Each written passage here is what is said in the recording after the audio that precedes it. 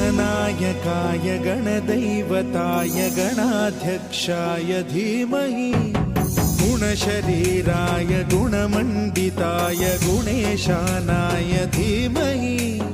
गुणातीताय गुणाधीशाय गुणप्रविष्टाय धीमहि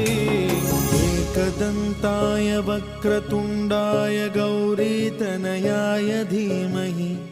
गजेशानाय भालचन्द्राय श्रीगणेशाय धीमहि